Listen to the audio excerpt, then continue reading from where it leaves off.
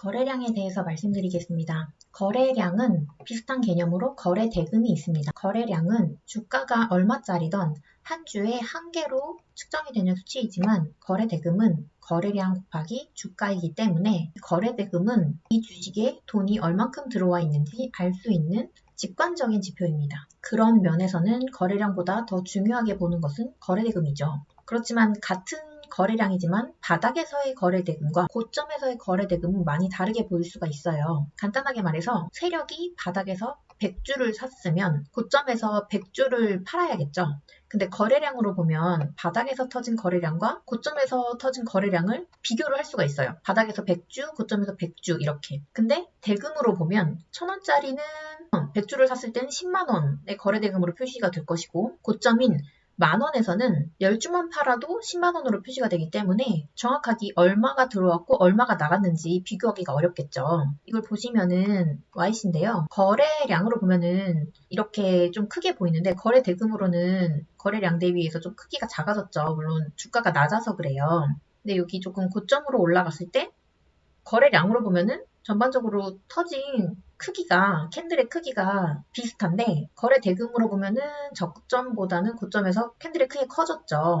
저 같은 경우는 매매를 할 때 앞쪽 거래량이나 거래대금 대비해 뒤쪽 거래량 거래대금이 어떻게 크기가 커지고 작아졌는지를 비교를 하면서 매매를 하거든요. 물론 시장에는 개미, 기관, 외국인 등 다양한 매수 매도 주체가 있어서 거래량이나 거래대금만으로 돈이 나가고 들어오고를 판단하기는 어렵지만 그래도 참고는 해볼 수가 있다고 저는 생각을 해요. 그런 차원에서 앞쪽 거래량 거래대금 대비 뒤쪽 거래량 거래대금을 비교하면서 이게 나간 거래대금일까 들어온 거래대금일까 이런 거를 좀 판단을 하는데 거래대금만 놓고 본다면 그 부분을 참고하기가 굉장히 어렵겠죠. 그래서 저는 그냥 두 개 다 보는 편입니다. 그리고 분봉에서도 거래대금을 참고하는 게 좋은데요. 분봉 거래대금을 참고하는 수식은 여기 아래쪽에 이렇게 링크로 걸어놨어요.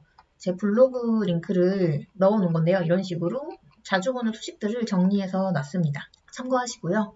거래량과 거래대금의 중요성에 대해서 말씀을 드릴게요. 비슷한 개념이니까 아까 이제 저점과 고점에서는 거래량과 거래대금이 조금 크기가 다르게 보일 수 있다라는 거는 인지를 하시고 대신에 거래의 힘, 그 양봉과 음봉의 힘을 나타내는 부분에서는 같은 맥락이니까 하나로 퉁쳐서 얘기를 해볼게요. 거래량은 매매 기본 중에서 가장 기본이에요. 거래량이 없는 주식은 저는 사실 쳐다보지도 않아요. 변동성도 너무 심하기도 하고 그리고 가짜 상승, 가짜 하락 이런 부분이 너무 많아서 차트를 분석하기도 굉장히 어렵습니다. 거래량은 시장의 관심도와 관련이 있어요. 시장에 관심을 많이 받는 주식은 거래량이 정말 많아요. 세력과 온갖 개미들, 기관들, 외국인들이 모여있기 때문이에요. 관심을 많이 갖는다는 것은 이슈가 있다는 것이고 이슈가 있다는 것은 주가가 상승할 확률도 높다는 거죠. 그렇기 때문에 거래량이나 거래대금 상위에서 매매할 종목을 선택해서 매매하는 것도 매매 종목을 고르는 데 좋은 방법이라고 생각합니다. 제 기준으로는 거래량은 아무리 없어도 100만 주 이상 터지는 종목, 거래대금은 장대양봉 기준봉 기준으로 최소 500억 이상 거래되는 종목을 매매를 합니다. 그래서 주식은 시장에 관심을 받아야 한다라는 부분을 참고하시고요. 대량 거래에 대해서 설명을 할게요. 거래량, 거래대금은 돈이에요. 즉 주식을 움직이는 힘입니다. 강한 거래량, 거래대금은 해당 주식을 움직이는 힘이 강한 것이라고 할 수가 있고요. 양봉에서 강한 거래량은 상승의 힘, 음봉에서 강한 거래량은 하락의 힘을 얘기해요. 그래서 저 같은 경우는 거래량과 거래대금 캔들의 색상을 주가와 같게 설정하고 보면서 주가의 방향을 직관적으로 예측하고 판단을 하려고 노력을 합니다. 이런 거래량, 거래대금 이런 지표 설정을 하는 화면에서 여기 비교 기준을 가격 차트라고 하면은 가격 차트에서 양봉이면 거래량 거래대금도 양봉, 가격 차트가 음봉이면 거래량 거래대금도 음봉으로 표시가 되게 됩니다. 이거는 앞에서 보여드린 이 수식에도 작성이 되어 있어요. 대량 거래대금의 특징에 대해서 말씀을 드릴게요. 바닥에서 터진 대량 거래는 양봉이든 음봉이든 일단 상승 의지를 내포합니다. 거래량이든 거래대금이든 크면 클수록 좋다는 얘기죠. 그리고 고점에서 터지는 대량 거래는 양봉이든 음봉이든 일단 매도일 수 있으니까 조심해야 돼요. 이런 종목, YC 같은 종목이 고점에서 거래량이 많이 터졌죠. 일단 이게 매도일까 매수일까 이 부분을 이제부터는 잘 고민을 해야 된다는 소리예요. 박스권을 돌파하는 첫 번째 양봉과 그 거래대금이니 이거는 매수 신호일 것이다. 그리고 시황이 받쳐주고 있으니 더 갈 것이다. 라고 판단을 할 수도 있는 것이고요. 그래도 일단 거래량이 너무 많이 터졌으니 일단 비중을 조절해야겠다 라고 생각할 수도 있는 거죠. 그거는 이제 시황이라든지 재료라든지 이 종목의 끼라든지 그리고 더 자세하게 들어가면 뭐 수급 그리고 분봉 여러 가지를 참고해서 판단을 할 수가 있을 거예요. 같은 맥락으로 고점에서 평소보다 많은 거래량이 터졌다면 정말 조심해야 합니다. 그러나 세력은 털면서 올릴 수도 있기 때문에 고점에서 거래량이 그렇게 많이 터지지 않을 수도 있어요. 그러니까 이런 고점은 무조건 거래량, 거래 대금으로만 판단하시는 건 아니라 앞에서 배웠던 추세라든지 뭐 뒤에서 메울 파동 같은 부분과 함께 고민을 해보시는 것도 좋을 것 같습니다. 네, 이 보시면 당연히 고점이니까 거래대금은 많이 터졌죠. 근데 거래량은 많이 터지긴 했는데 이런 부분 대비 많이 터지긴 했는데 이 앞부분 대비해서 그렇게 많이 터지진 않았죠. 이런 부분을 캔들의 모양이라든지 이 추세라든지 전반적으로 참고를 해서 결정을 하시면 돼요. 기간 조정과 가격 조정을 길게 봤다가 재상승할 의지를 이런 거래량으로 판단을 해요. 바닥에서 거래량이 이렇게 조금씩 들어오고 있으면 그러면서 이평선도 추세를 돌리고 있으면 아, 얘가 다시 재상승할 혹은 반등할 의지가 있나 보구나 라고 판단을 할 수가 있는 거죠.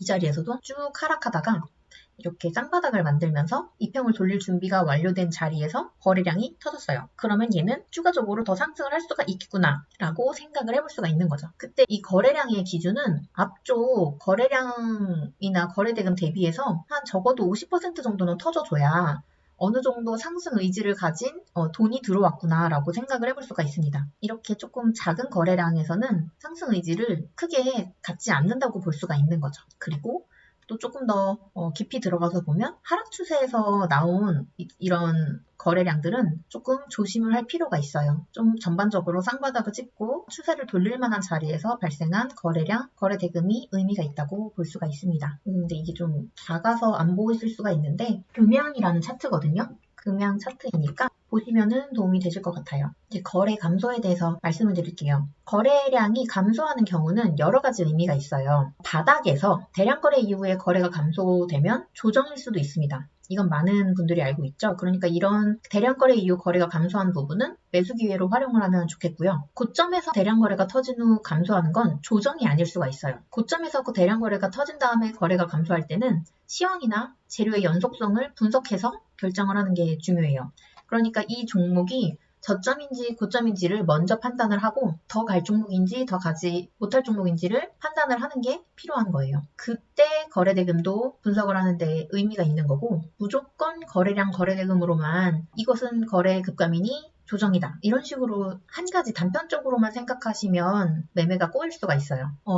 여기 전고점 가격 근처에서 거래량 줄인 캔들이 연속적으로 발생을 하면서 저점과 고점을 높이면 전고점을 돌파하려는 세력의 은밀한 노력일 수도 있다. 이게 무슨 말씀이냐면요. 차트를 한 개를 볼게요. 자, 신성 델타 테크 차트입니다.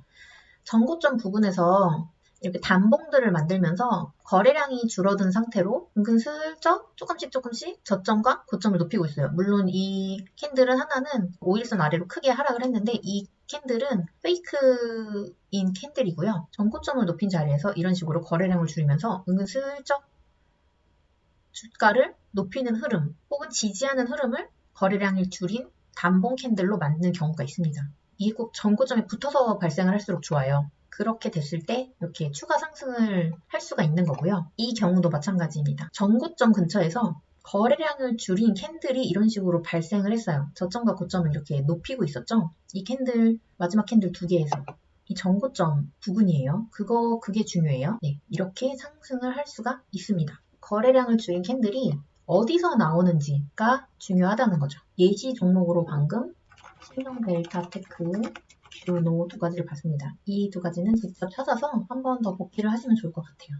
그리고 고점에서 거래량이 줄어들면서 전고점을 돌파하지 못하고 전고점보다 낮은 가격을 형성할 때는 헤드앤숄더 패턴으로 주가가 하락할 수 있으니 조심을 하셔야 됩니다. 이거는 JLK라고 하는 종목을 한번 봐볼게요.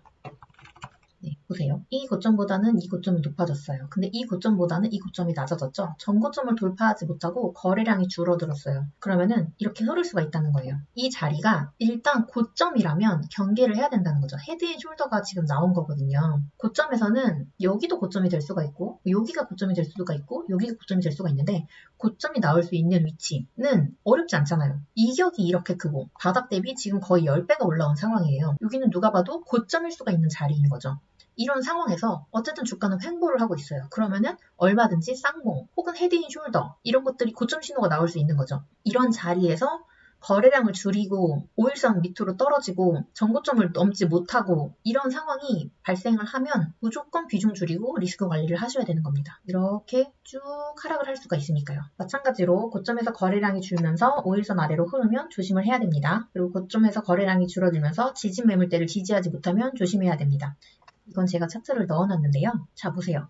여기 전고점, 이런 전고점 매물대들이 있어요. 매물대를 이렇게 가장 위쪽에 줄을 그어놨습니다. 매물대를 돌파를 했다가 지지를 하는 흐름이 보였죠? 이런 단봉으로. 거래량은 이렇게 살짝 줄었어요. 줄었지만 여기를 지지하고 반등하지 못하고 추가로 하락을 했습니다. 하지만 그 하락을 했을 때 거래량은 더 줄었고 더 줄은 상태로 이 두 번째 매물대를 지지를 하고 있었어요. 근데 거래량은 더 줄었는데 그 지지선도 지지 매물대도 지지하지 못하고 추가적으로 더 하락을 했어요. 이런 식으로 거래량은 줄어드는데 이 지지 매물대들을 다 지지하지 못하고 이렇게 흐르고 있죠. 이건 무조건 잘라야 되는 거예요. 사실 가장 첫 번째 매물대를 지지하지 못한 순간부터 잘랐어야 됐습니다. 그 다음에 어디서 지지가 나오던 관찰을 해서 지지가 나온 다음에 돌리는 흐름이 나오면 그때 매수를 해도 늦지가 않아요. 어쨌든 내가 지지할 거라고 생각하는 곳을 깨면 매도를 해야 되고 여기가 아니라 여기를 지지할 것이다. 여기가 아니라 그 아래쪽 매물대 여기를 지지할 것이다. 라고 생각을 했다면 여기서 매수를 했다가 이걸 지지하지 못하고 깨는 순간 바로 손절을 해야 되는 겁니다. 그래서 거래량, 거래대금이 터진다고 무조건 좋은 것도 아니고